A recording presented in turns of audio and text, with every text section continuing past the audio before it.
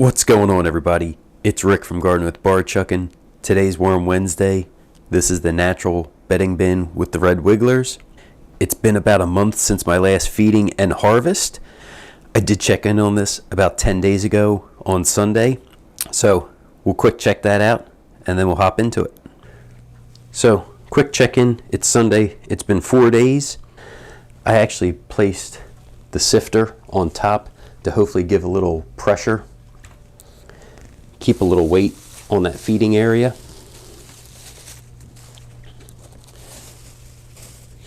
There's my little K-cup. All the worm chow that was sprinkled on top is all gone. There's a worm and a hole in the side of the mango seed. I'll try to remember to put that back into this feeding area.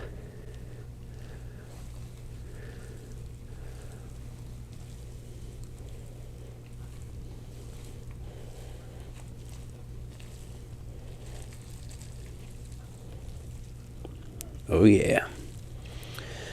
I don't want to disturb them too much. They're definitely getting after it now, which I'm very happy to see. I'll throw that in there, cover this back up. There's a couple little drier spots, excuse me. So I'll just try to tuck them under. I did figure I'd help the worms out a little bit by leaving my sifter on there. Definitely when I checked in on that Sunday, I was liking what I was seeing. And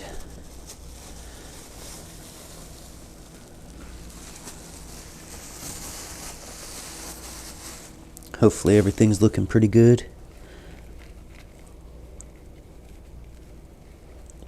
So, haha. If this is, wow.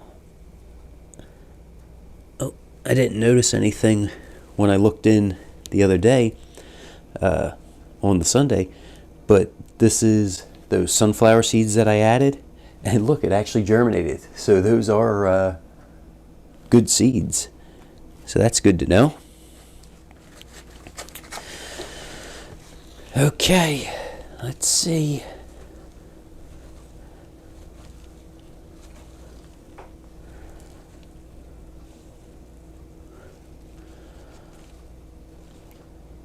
Okay, that mango pit.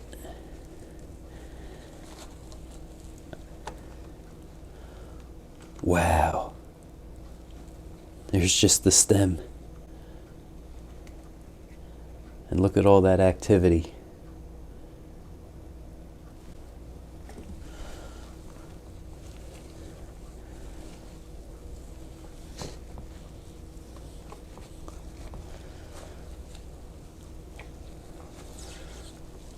Look at that. Nothing. Want to give the worms a high five. That is great. So, where 2 weeks in it was kind of disappointing, this is awesome to see. Very, very happy with that. I'm going to put this on the bubble wrap so both of those can go back into the feeding area. And I'm going to go ahead and give everything a nice mix and see how the moisture level's feeling.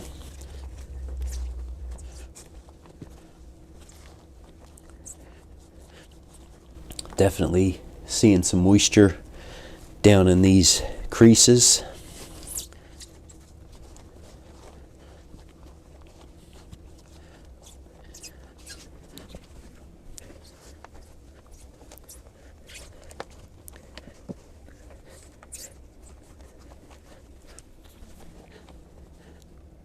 And this is where I'll put the feeding for this next 2-week cycle.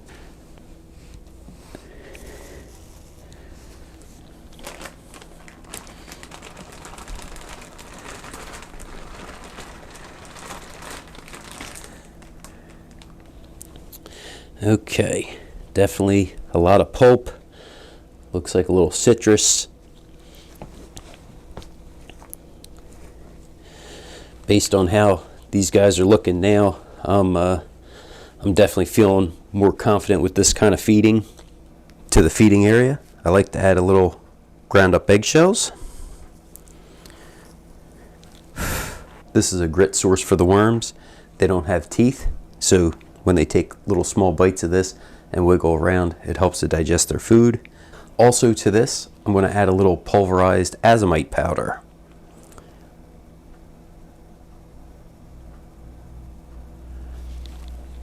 There's lots of trace minerals in the azomite powder, and that also is a grit source for the worms because basically it's a ground up rock.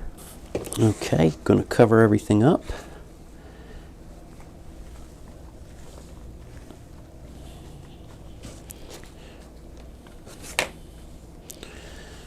Try to cover mostly everything up.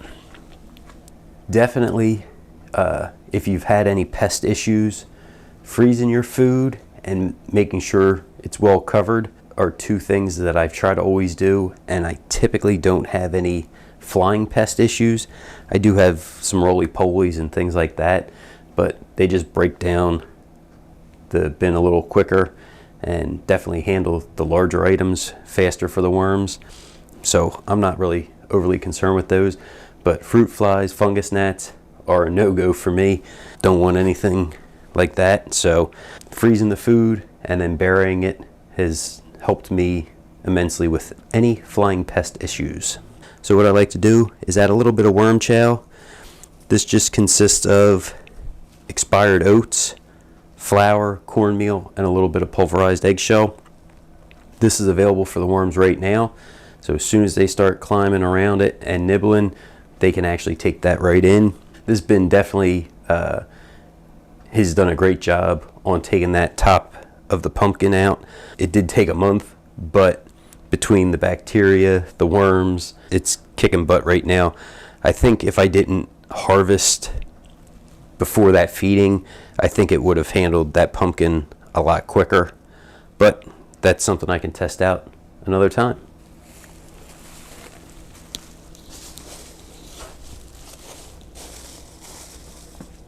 Well, if you guys have any questions or comments, don't forget to drop them down in the comments. Thanks for coming along, checking out this video. Everybody have a great day.